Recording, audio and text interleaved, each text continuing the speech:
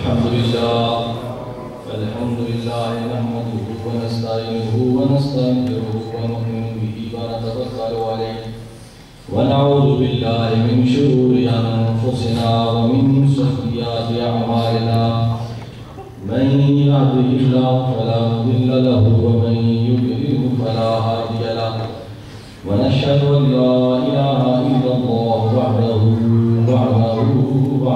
لا شريك له ونشهد أن سيدنا ومولانا وحبيبنا وحبيب ربنا محمدا عبده ورسوله أما بعد فأعوذ بالله من الشيطان الرجيم بسم الله الرحمن الرحيم والله لا يهدي القوم الظالمين صدق الله العلي العظيم وصدق رسوله النبي الأمي الكريم إن الله وملائكته يصلون على النبي يا أيها الذين آمنوا صلوا عليه وسلموا تسليما محمد کے ساتھ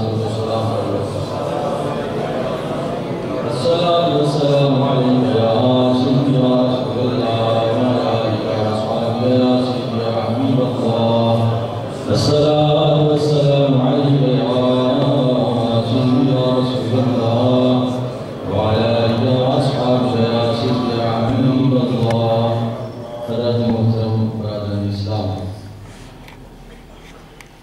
میں اللہ تعالیٰ کا شکر ادا کرتا ہوں جس کے فضل و احسان سے ہم سب یہاں حاضر ہیں اللہ تعالیٰ میری آپ سب کی حاضری اپنی جناب خاص میں قبول و منظور فرمایا جو سنے سنائے اس پر عمل کرنے کی توفیق عطا فرمایا 10 محرم الحرام کا دن جو ہے وہ حضرت امام علی مقام رضی اللہ تعالیٰ کی یاد آپ کی شہادت آپ کی محبت اور ایک جذبے کا نام دے کر ہم سے رخصت ہو گیا اور ہمیں یہ سبق دیا کہ لوگوں دین پر مار مٹنا یہی اصل زندگی ہے اور اللہ اس کے رسول کے لیے رضا اللہ اس کے رسول کی رضا کے لیے اپنا سب کچھ قربان کر دینا یہی حسینیت ہے حضرت امام علی مقام رضی اللہ تعالیٰ عنہ آپ کے وفادار کار آپ کے یاران صدیقین نے وہ عظیم شان قربانی پیش کی کہ جس کی مثال نہ پہلے ہے نہ بعد میں ہوگی اور نہ قیامت تک ایسا منظر نہ زمین نے دیکھا نہ آسمان نے دیکھا اللہ تعالیٰ سے دعا ہے کہ اللہ تعالیٰ نے حضور علیہ السلام کی اہل بیت اتحاد اور ان کی محبت عطا فرمائے اور اس واقعہ کے جو مقاصد ہیں اللہ تعالیٰ اس پر چلنے کی توفیق عطا فرمائے حضرت امام علی مقام رضی اللہ تعالیٰ عنہ آپ چونکہ سید الصابرین ہیں تو قرآن پاک کی یہ آیہ کریمہ گواہی دے رہی ہے کہ اولئک علیہم صلوات من ربہم ورحمہ جو صبر کرنے والے ہوتے ہیں ان پر اللہ تعالیٰ کی طرف سے درود و سلام ہوتا ہے اس کی رحمتیں ہوتی ہیں تو میں سمجھتا ہوں کہ یہ شعلہ کربلا اس آیہ کریمہ کی صحیح مصداق ہے کہ اولئک علیہم صلوات من ربہم ورحمہ اللہ تعالیٰ کی رحمتیں آپ پر ہیں اللہ تعالیٰ کی برکتیں ان پر ہیں اور اللہ تعالیٰ کی طرف سے درود و سلام ان پر بھیجا جاتا ہے اولئک هم المہتدون اور یہی لوگ ہدایت والے ہیں حضرات گرامی اگر کسی انسان کو دیکھنا ہو تو کہ انسان کیسا ہے تو اس کی 2-3 مواقع ایسے ہوتے ہیں کہ اس کا پتہ چلتا ہے کہ وہ انسان کیسا ہے حضرت عمر فاروق رضی اللہ تعالیٰ عنہ کے پاس ایک شخص حاضر ہوا اور کہنے لگا کہ امیر المومنین فلاں شخص بڑا نمازی ہے آپ نے فرمایا بڑا متقی اور پرہیزگار ہے آپ نے فرمایا دلیل فرمایا کہ وہ بڑا نمازی ہے آپ نے فرمایا صرف نماز پڑھ لینا یہ تقوی کی علامت نہیں ہے صرف نماز پڑھ لینا تقوی کی علامت نہیں ہے کبھی تم نے اس کے ساتھ معاملہ کیا ہے فرمایا نہیں فرمایا اگر اس کے ساتھ معاملہ کرو اگر معاملہ نمازیوں جیسا ہے تو پھر وہ سچا نمازی ہے اس کے ساتھ لین دین کرو اس کے ساتھ کھانا کھاؤ اس کے ساتھ سفر کرو اس کے ساتھ اٹھو بیٹھو وہ کیسا ہے فرمایا اگر وہ معاملات میں صحیح ہے تو وہ صحیح اللہ کا بندہ ہے، صحیح نمازی ہے۔ لیکن اگر اس کے معاملات درست نہیں ہے، فریبی ہے، دغا باز ہے اور جھوٹ بولتا ہے، تو فرمایا ایسی نماز تو نماز نہیں ہوتی، کیونکہ ریاکاری ہوتی ہے۔ تو آپ کا یہ قول جو ہے بہت بڑی بات کی نشاندہی کرتا ہے۔ حضرت امام علی مقام رضی اللہ عنہ کی شہادت نے ہمیں یہ بتایا کہ لوگوں، میں ایسے ہی پیچھے نہیں ہٹ گیا، ایسے ہی میں نے اپنا ہاتھ اس کے ہاتھ نہیں دیا، میں نے اس کے ساتھ معاملہ کرنا چاہا، یہ بات دیانت تھا، پھر بھی لوگوں کو سمجھ آئی، اس نے سارے خاندان نبوت کو شہید کر دیا، تو پھر بھی پتہ لگا کہ یہ کیسا ظالم انسان ہے۔ اس کے بعد بھی کہیں کو سمجھ نہ آئی، اس کے بعد کیا ہوا اس کو دیکھ لیتے ہیں۔ فرمایا کہ آج میں نے جو چیز ڈسکس کرنی ہے وہ یہی ہے کہ حضرت امام علی مقام رضی اللہ عنہ کی شہادت یہ کوئی معمولی واقعہ نہیں۔ اللہ تعالیٰ نے نواسہ رسول کی شکل میں ان کو آزمایا، لیکن اس آزمائش پر پورا نہ کر سکے۔ حضرت صالح علیہ السلام آپ کے جو ہے وہ قوم، انہوں نے کہا کہ آپ اللہ کے نبی ہیں، کوئی دلیل، کوئی ہمارے پاس اس کا ثبوت لائیں۔ تو آپ نے فرمایا یا رب العالمین، یہ دلیل مانگتے ہیں۔ اللہ تعالیٰ نے فرمایا صالح علیہ السلام، اگر یہ جو تجھے دیکھ کر ایمان نہیں لایا ان کو کس چیز کی ضرورت ہے؟ تو میری سب سے بڑی دلیل ہے، میری سب سے بڑی دلیل ہے۔ حضور اللہ کے جو نبی ہوتے ہیں وہی رب کی دلیل ہوتے ہیں۔ حضور کے صحابہ میں سے کسی نے بھی سرکار کا موعظہ طلب نہیں کیا، یا چہرہ بددعا کو دیکھا، یا سیرت رسول کو دیکھا، کردار کو دیکھا، پہچان بھی کہ اللہ کے رسول ہیں۔ تو جو جھگڑوں میں پڑے رہے ان کو اللہ تعالیٰ نے ہدایت عطا نہیں فرمایا۔ فرمایا یا حضرت صالح علیہ السلام، آپ نے تو نشانی فرمایا، پھر بھی یا رب العالمین کوئی ایسی نشانی تو بھیجنا کہ یہ میری باتوں کا یقین کریں۔ تو اللہ پاک نے ایک اونٹنی کو اپنے نشانی بنا کر بھیج دیا، ایک آزمائش۔ فرمایا اب یہ چونکہ آزمائش میں آ گئے، اب یہ چونکہ آزمائش میں آ گئے ہیں، آپ کی انہوں نے قدر نہیں کی، اب معاملہ یہ ہوگا کہ ایک دن اونٹنی کھائے پیے، پانی پیے، کہ ایک دن ان کی قوم کھائے پیے، ان کی قدر کرے۔ لیکن قوم نے اس نشانی کو کے ساتھ بھی دغا بازی کی اور اس کی ٹانگیں کاٹ دی۔ اللہ تعالیٰ نے چونکہ وہ رب کی نشانی بن کر آئی، ایک اونٹنی ہے، ویسے بھی اونٹنی ہوتی ہے، فرمایا یہ جو اونٹنی ہے وہ میری نشانی ہے، ان کی تعظیم کر دیں۔ ویسے ہی اگر کسی پہاڑ کو کہہ دیں کہ یہ پہاڑ گندا ہے، یہ نجس ہے، یہ درست نہیں ہے، تو ٹھیک ہے، کوئی بات نہیں، کہہ سکتے ہیں۔ لیکن اگر صفا مروہ کو کہہ دیں تو وہ رب کی نشانیاں ہیں، وہ رب کی توہین ہے، تو اللہ تعالیٰ آزماتے ہیں۔ تو فرمایا کہ اللہ تعالیٰ نے اس قوم پر عذاب بھیج دیا۔ اسی طرح حضور نبی پاک صلی اللہ علیہ وسلم کے نواسے اور خاندان وہ اللہ کے رسول کی نشانیاں، اور جب ان کی نشانیوں کی عزت نہیں ہے، جو میرے لباس کی عزت نہیں کرتا، ان کو پھاڑ دیتا ہے، یا میری ٹوپی، وہ میری قدر کیا کرے گا؟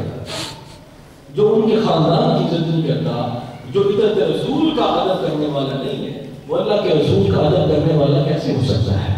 جو حضور کے صحابہ کرام کا ادب کرنے والا نہیں ہے، وہ حضور کا ادب کرنے والا کیسے ہو سکتا ہے؟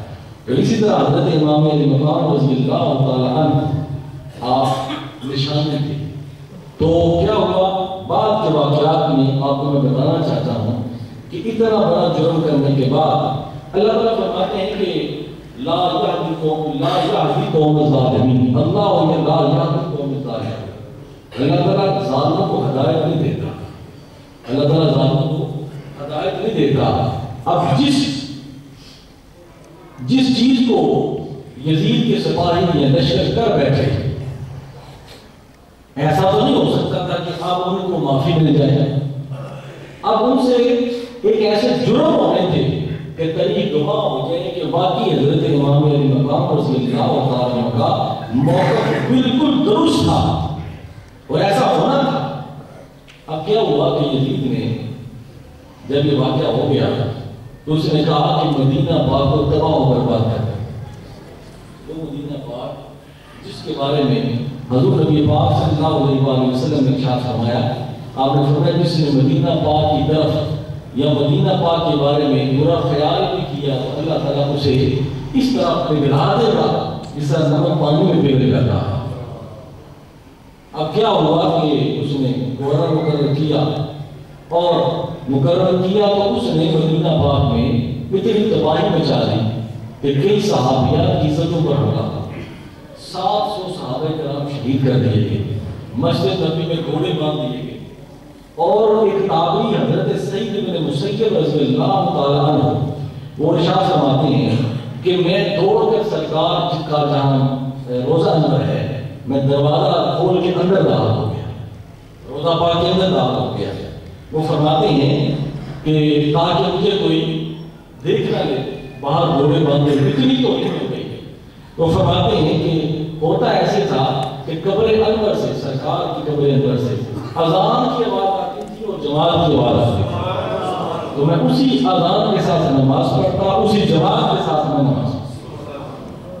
باہر نماز نہیں ہو رہی لیکن نبی تو قبروں میں زندہ ہوتے ہیں، انبیاء کو وہ حیات جاودانی ہوتی ہے، تو میں اسی اذان کے ساتھ نماز پڑھتا اور یوں محسوس ہوتا کہ ایسے میں سرکار کے پیچھے نماز پڑھتا۔ یہ ایک علمناک واقعہ ہے کہ مدینہ پاک کی حکومت کو بھی پامال کیا گیا، صحابہ کرام کی جو ہے وہ توہین کی گئی، اور پھر اس کے بعد جب انسان مر جاتا ہے کہتے ہیں کہ مرے ہوئے انسان سے انتقام لینا تو کیا لینا، ایک عام انسان بھی ہو لیکن اس کے بعد بھی انہوں نے کیا معاملہ کیا، روایات میں آتا ہے، اور یہ وہ روایات ہیں جو کہ مستند حوالہ جات سے ہمارے پاس پہنچی ہیں۔ علامہ ابن کثیر نے، علامہ ابن کثیر نے ان کتابوں کو نقل کیا ہے۔ فرماتے ہیں کہ جب حضرت امام علی مقام رضی اللہ تعالیٰ عنہ سر انور، ایک تو حضرت سیدہ زینب رضی اللہ تعالیٰ عنہ نے اہل کوفہ کے لیے بد دعا بھی فرمائی۔ آپ نے فرمایا بے وفا اب تم روتے ہو، اب تم اپنا جو ہے وہ چہرہ پیٹتے ہو، یہ تو ہمیں بتاؤ کہ ہمیں بلایا کس نے بلایا؟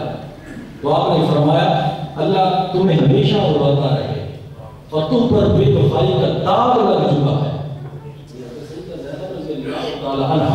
آپ نے فرمایا اللہ تعالیٰ تمہیں ہمیشہ اڑاتا رہے اور تمہارا رونا دھونا کبھی بند نہ ہو، اور یہ داغ ہمیشہ کے لیے تم پر لگ چکا ہے۔ فرمایا تم نے تمہاری مثال اس عورت کی طرح ہے جو پہلے سود کاٹتی ہے پھر اس کو توڑ دیتی ہے۔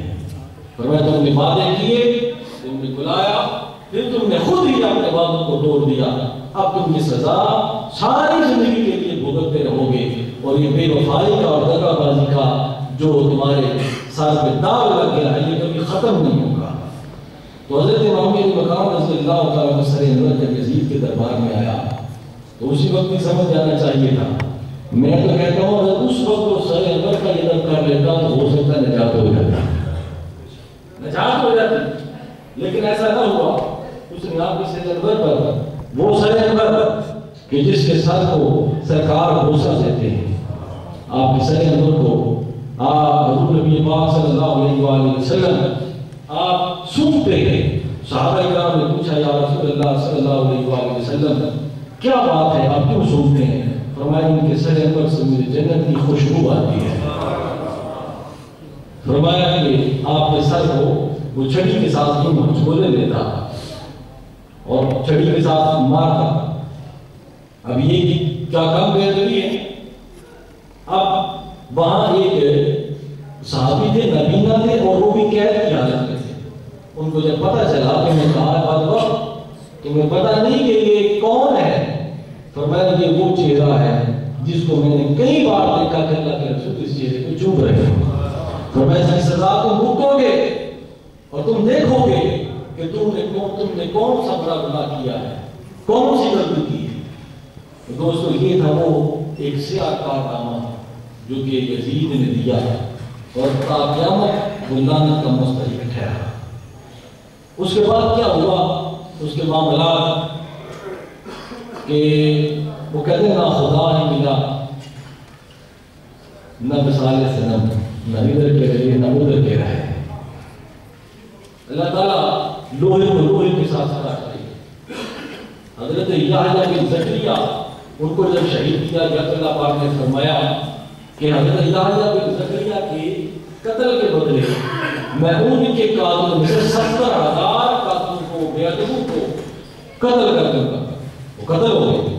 فرمایا یا اے میرے رسول آپ کے نوازے کی عادت اس سے ڈبل آپ کے یزیدیوں میں سے یہ قتل کیے جائیں گے 1,40,000. تو مختار سخی پیدا ہو گیا. اس نے چن چن کر سارے یزیدیوں کو قتل کر دیا ایک ایک کر کے, اور اسی طریقے کے ساتھ قتل کیا. اور ایک وہ سزا جو اللہ کے رسول نے آپ ان کو دی. حضور نے فرمایا کہ جو بندہ میرے نواسا کے شہید کرنے میں شریک ہوا, بلکہ یہاں تک سزا ہوئی کہ ایک کوفی تھا, اس کا انجام یہ ہوا کہ ہر وقت اس کے بدن میں آگ لگی رہتی تھی. تو نہ اسے دن کو چین نہ رات کو چین. رات کو جب سویا تو اسے زیارت ہوئی. حضور نے پھر اب کہنے لگا یا رسول اللہ میں نے تو کوئی جرم نہیں کیا, میں تو میدان جنگ میں نہیں گیا. تو حضور نے فرمایا کہ تو جنگ میں میدان جنگ میں تو نہیں گیا, لیکن جو تو نے تلوار اپنے گلے میں سونپی تھی تیرا ارادہ تو تھا. میں تیری یہ نہیں ستا. ایک تابعی حضرت سلیمان آمش تابعی ہے اور یہ کوفہ میں سے. وہ فرماتے ہیں کہ ایک مرتبہ میں اس واقعہ کے اگلے سال ہی میں حج کے لیے گیا, تو میں نے دیکھا کہ ایک بندہ رو رو کر چلا کر اللہ تعالیٰ سے معافی مانگ رہا. میں نے کہا کہ اللہ تعالیٰ معاف کرنے والا ہے, تو نے کون سا بڑا گناہ کر دیا ہے, کون سی زیادتی کر دی ہے, وہ معاف کرنے والا ہے. اس نے کہا میرا گناہ بہت بڑا ہے. آپ نے پوچھا کہاں سے آیا؟ اس نے کہا کہ کوفہ سے آیا. آپ نے کہا میں بھی کوفہ سے آیا. تیرا جرم کیا ہے, کیا کیا تم نے؟ آؤ ہم دعا کرتے ہیں, پہلے بتاؤ تو صحیح. اس نے کہا میرا جرم بہت بڑا ہے. فرمایا میں ان 70 افراد میں سے تھا جنہوں نے سر حسین کو یزید کے دربار میں پیش کیا تھا, اور ہم بک گئے. وہ فرماتے ہیں, وہ تابعی فرماتے ہیں, کوفی کہنے لگا کہ ایک رات ایسا ہوا کہ ہم جا رہے تھے, تو میں نے دیکھا جب ہم سر دے کر واپس آ گئے تو واپس آ رہے تھے تو میں راستے میں سو گیا. دیکھا کہ ایک بہت بڑا میدان لگا ہوا, بہت بڑا میدان ہے, اور وہاں بہت کرسیاں رکھی ہوئی. ایک فرشتہ اعلان کرتا ہے کہ سارے خاموش ہو جاؤ, اللہ کے رسول آ رہے ہیں. سب سے جو بڑی کرسی تھی اللہ کے رسول وہاں پر تشریف فرما ہوئے, ساتھ میں حضرت امام حسن تشریف فرما ہوئے, اور حضرت امام علی مقام رضی اللہ تعالیٰ عنہ کا جسم پاک اسی طرح ہے جس طرح کا شہید کیا گیا. فرماتے ہیں کہ حضور نبی پاک صلی اللہ علیہ وسلم آپ کے چہرہ انور پر جلا ہے, اور سارے نبی آتے ہیں حضرت آدم علیہ السلام سے لے کر حضرت ابراہیم, اور حضرت ابراہیم علیہ السلام سے لے کر حضرت عیسیٰ, سارے آ کر وہ حضور کو سلام پیش کرتے ہیں اور حضرت امام علی مقام کی شہادت پر مبارک دیتے ہیں. وہ فرماتے ہیں اللہ کے رسول آپ کی عظمتیں اور آپ کی عزتیں ہم ان کو پہلے ہی مانتے ہیں. آپ کی نبوت ہم سے بلند ہے, آپ کی رسالت ہم سے بلند ہے, آپ کی ہر چیز ہم سے بلند ہے. بیت المقدس میں جب معراج کی تشریف لے گئے تو آپ کے پیچھے ہم نے نماز پڑھی. ہم اسی وقت سے جانتے ہیں کہ آپ کی امامت سب سے بلند ہے, لیکن آج پتہ چلا کہ آپ کی شہادت بھی سب سے بلند ہے. ایسی قربانی.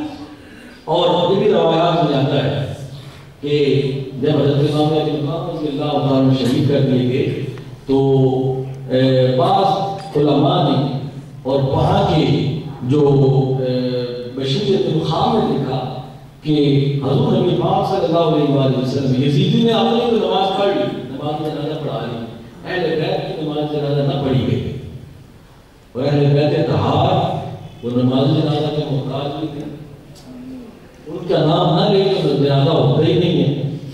تو فرماتے ہیں کہ انہوں نے دیکھا کہ حضور نبی پاک صلی اللہ علیہ وسلم امامت فرما رہے ہیں اور سارے انبیاء نماز جنازہ پڑھ رہے ہیں. ابراہیم علیہ السلام پیچھے کھڑے ہیں اور دوسری نورانی مخلوق کھڑی ہے. تو وہ کہنے لگا بات یہ ہے کہ حضور تشریف لائے، سارے قاتلین حسین ان کو بتایا کہ حضور ہر ایک کا سر اپنے ہاتھ سے قلم فرماتے، اس قدر جلال تھا، ایک ایک کا نام لے کر کہ تم نے فلاں کے ساتھ نہیں کیا، تم نے فلاں کے ساتھ نہیں کیا. کیوں؟ اللہ تعالیٰ ظالموں کو معاف نہیں کرتا، ظالموں کو ہدایت بھی نہیں دیتا، وہ جو اتنا بڑا ظلم کر بیٹھے. یہاں تو قرآن پاک میں ارشاد ہے کہ جو کسی ایک نفس کو جان بوجھ کر قتل کر ڈالے وہ ایسے ہے جیسے اس نے پوری انسانیت کو قتل کر دیا، پوری انسانیت کو قتل کر دیا. جان بوجھ کر کسی جان کو، چاہے وہ کافر ہی کوئی ہندو ہے کوئی سکھ ہے، کسی جان کو جان بوجھ کر فلا کر اس نے پوری انسانیت کو قتل کر دیا. تو میں تو کہتا ہوں کہ ساری انسانیت کو قتل کر دیا. یہ مقام کیا ہے؟ ساری انسانیت ہے.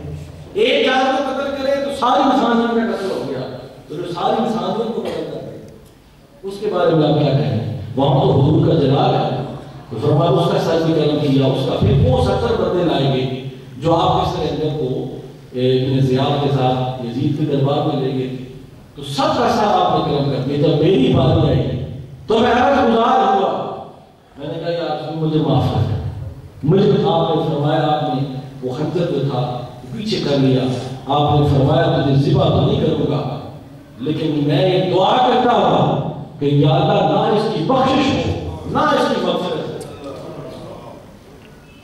اس سے پتہ چلتا ہے جو رب کی نشانی کی قدر نہ کرے تو لاکھ خانہ کعبہ کا چکر بھی لگا لے اس کو معافی نہیں مل سکتی. فرمایا کہ حضرت مسلمان عامش کوفی جو تابعی ہیں جن سے وہ یہ بات کر رہا، آپ نے جب یہ بات سنی تو دھکا دے کر اس کو پیچھے کر دیا. آپ نے فرمایا دور ہو جا، تو چاہے اس کے نیچے بھی چلا جائے تیرے گناہ معاف نہیں ہو سکتے، دور ہو جا کہیں تیرے گناہوں کی نحوست میرے اوپر نہ پڑ جائے.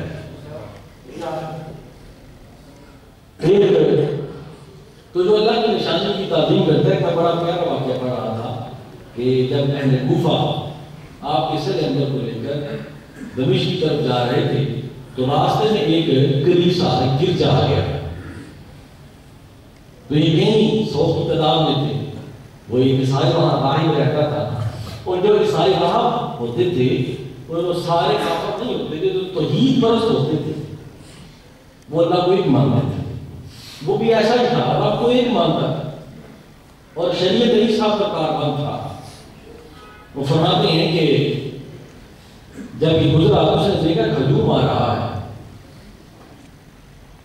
اس نے پوچھا کہاں سے آئے؟ انہوں نے کہا ہم کوفہ سے آئے. میں کیا کرنے جا رہے ہو؟ کدھر جا رہے ہو؟ دمشق جا رہے ہیں. اس نے کہا کیا کرنے ہیں، کیا ہے اور کیوں جا رہے ہیں؟ سارا واقعہ سنایا. فرمایا وہ سر کہاں ہے؟ انہیں تھیلے میں رکھا ہوا قرآن سے آپ نے فرمایا دنیا جہان کی نعمت تو تم کس طرح لے کر جا رہے ہیں؟ فرمایا یہ 10,000 دینار لے لو اور ایک رات کے لیے تم یہاں باہر ٹھہرے، ایک رات کے لیے مجھے اس کی خدمت کر لینے دو، اس کی خدمت کر لینے دو. تو وہ اس نے سیدوں کو لیا. ایک بشر حافظ نے رب کا نام سنا تھا، ایک بشر حافظ نے رب کا نام سنا، اس کو خوشبو لگائی. وہ بشر حافظ جو شراب پیتا تھا،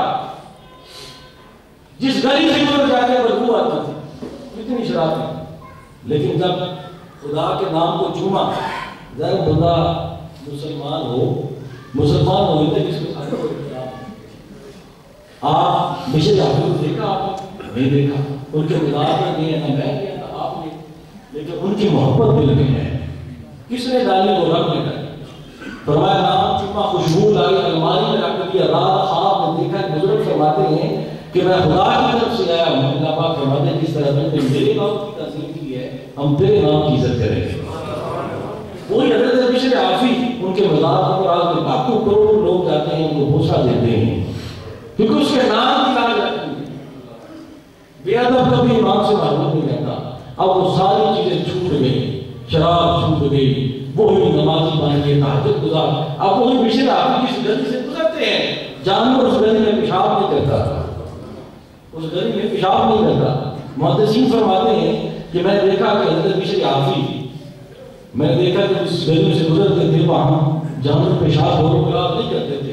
کچھ عرصہ ہوا میں وہاں پھر گیا, دیکھا کہ گلیوں میں بولو براس پڑا ہوا ہے, پیشاب بھی پڑا ہوا ہے.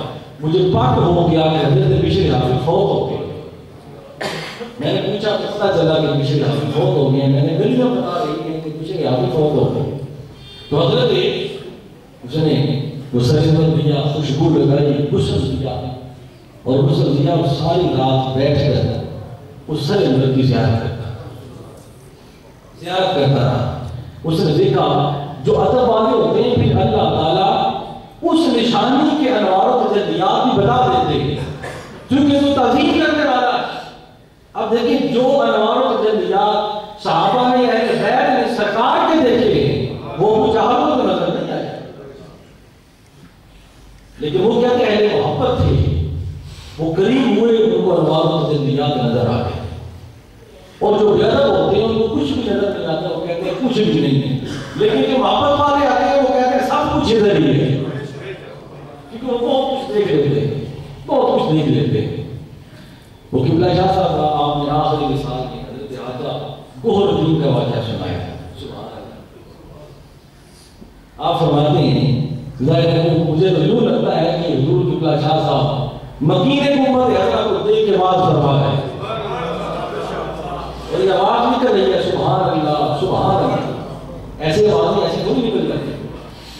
فرماتے ہیں کہ حاجہ گوہر الدین آج کے لیے گئے تو خاموشی کے ساتھ کبھی آسمان کی طرف کبھی روضہ شریف کی طرف دیکھتے. بیوی نے پوچھا حضور اور سبحان اللہ پڑھتے جاتے. کسی نے پوچھا حضور بات کیا ہے, تو آپ نے فرمایا آپ دروشی کیوں نہیں پڑھتے؟ فرمایا مجھے دروشی پڑھنے کا ہوش ہی نہیں ہے. بات کیا؟ فرمایا اللہ اس کے رسول کے تعلق کا قرب دیکھ کر میری زبان صرف یہ کہہ رہی ہے سبحان اللہ سبحان اللہ سبحان اللہ. ارے تکبیر, ارے رسالت,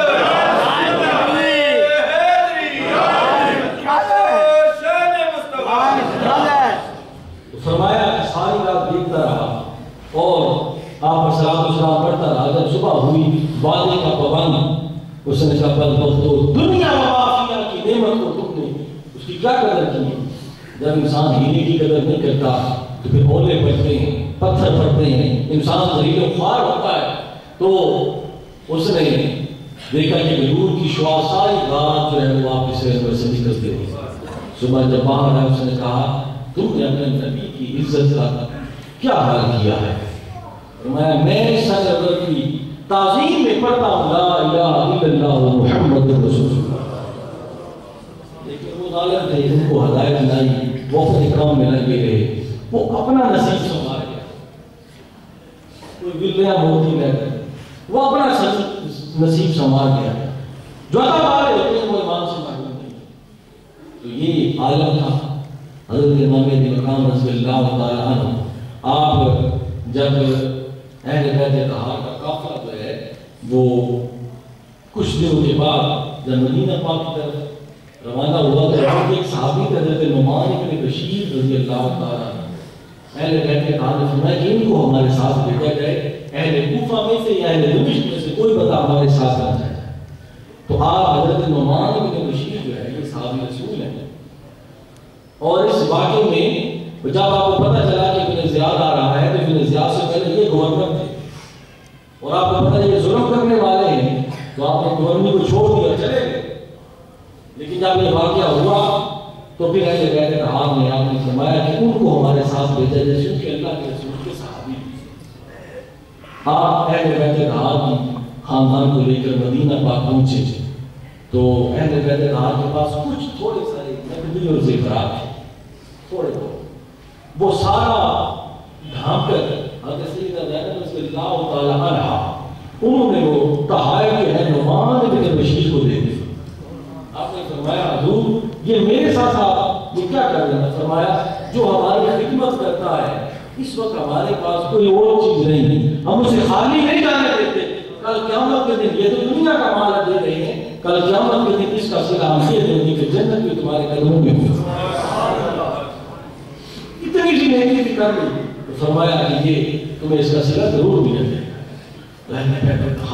یزید نے شہادت کے بعد کیا کیا؟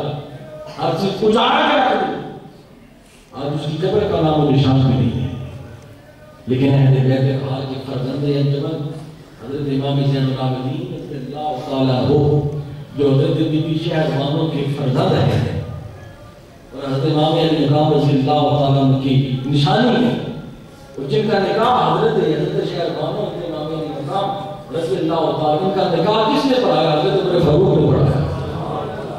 لوگ بھول نہ جائیں حضرت عمر فاروق کے احسانات کو۔ آج لوگ جو ہیں بڑی بڑی سی باتیں کرتے ہیں، نہیں، جو حق ہے وہ حق ہے اور حق چھپ نہیں سکتا۔ حضرت عمر فاروق رضی اللہ تعالیٰ ان کا نکاح پڑھایا تو حضرت امام زین العابدین اس واقعے کی کچھ عرصہ بعد آپ ہر وقت جو ہے وہ اسی واقعے کو یاد کرتے رہتے، آنکھوں سے آنسو بہاتے رہتے، گریہ زاری رہتے ہر وقت۔ تو آپ ایک مرتبہ اپنے محفل خانے میں بیٹھے ہوئے کہ یزیدی جو ہے وہ آپ کے دربار میں آ گیا۔